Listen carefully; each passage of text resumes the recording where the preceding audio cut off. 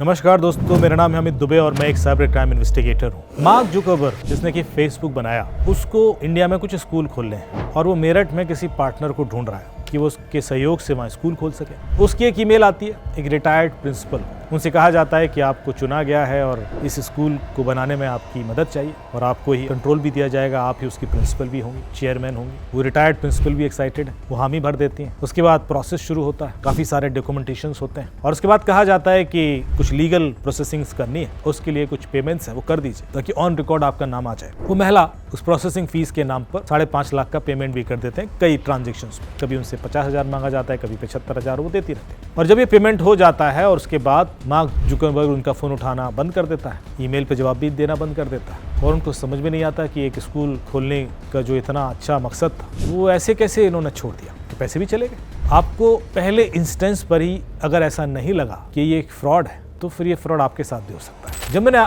नाम लिया mark Zuckerberg का, उसी समय समझ जाना चाहिए था कि ये तो फ्रॉड है। इतना बड़ा आदमी आपको ईमेल लिख रहा है, कांटेक्ट कर रहा है, बात कर रहा है या जो भी है, ये एक बहुत कॉमन तरीका है जिससे लोग लुटते हैं। नीता अंबानी का एक वीडियो आ जाता है कि उन्होंने कहा है कि ये इन्वेस्टमेंट कीजिए स्कीम में और शाम तक 4 गुना हो जाएगा, 15 दिन में 2 गुना हो जाएगा। लोग डाल देते हैं पैसा। अभी हमारे देश की फाइनेंस मिनिस्टर के नाम से एक वीडियो रिलीज हो गया, AI वीडियो। ऑफ कोर्स ये सारे AI वीडियो ही होते हैं जिसमें वो बोल रहे हैं कि एक नई स्कीम आई है गवर्नमेंट की, इतना पैसा डालिए तो 5,000 डालेंगे 5 लाख हो जाए साल भर में। लोगों ने डाल दिए, लाखों लोग लुट गए। आप प्रोएक्टिवली जब तक वेरीफाई नहीं करेंगे ऐसे किसी भी अपॉर्चुनिटी को, प्रोसेस को जहां उम्मीद से ज्यादा मिल रहा है, मतलब मार्क जुकरबर्ग को पूरे हिंदुस्तान में कोई नहीं मिल रहा, आप ही मिल रहे हैं स्कूल खोलने के लिए, मतलब 5,000 से 5 लाख कैसे हो सकता है एक साथ। ये कुछ चीजें हैं जो खुद ही संदेह क्रिएट करती हैं कि ये चीज ठीक नहीं हो सकती, पर हमारा मन, हमारी चाहतें इस चीज को भी एक्सेप्ट करने में हमें मजबूर कर देती है। और जैसे एक बार हमने मान लिया कि ये बात सच है, फिर हम फंसते चले जाते हैं, फिर हम उससे निकल ही नहीं पाते।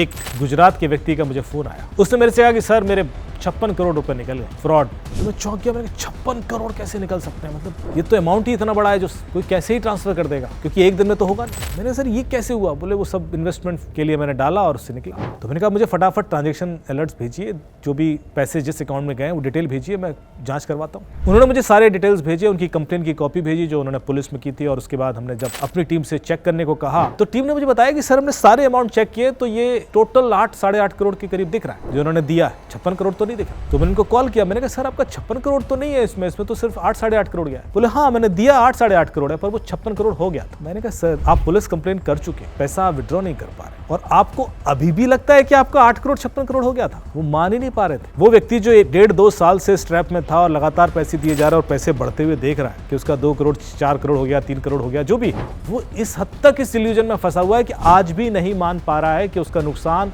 56 करोड़ का नहीं है, सिर्फ 8-8.5 करोड़ का। ऐसा होता है। और यदि आप प्रोएक्टिव जांच नहीं करेंगे तो आज इन्वेस्टमेंट फ्रॉड है, कल कुछ और होगा। हम किसी न किसी वजह से लुटते रहेंगे। ध्यान रखिए, कोई भी चीज जो आपको नॉर्मल से ज्यादा रिटर्न या ऑफर्स दे रही है वो खतरनाक है। इतनी सी बात तसल्ली से अपने दिल में बैठा लेंगे तो आप 80% साइबर फ्रॉड से तो बच ही रहेंगे। ऐसे फ्रॉड आपके संग हो ही नहीं सकते। जय हिंद, वंदे मातरम।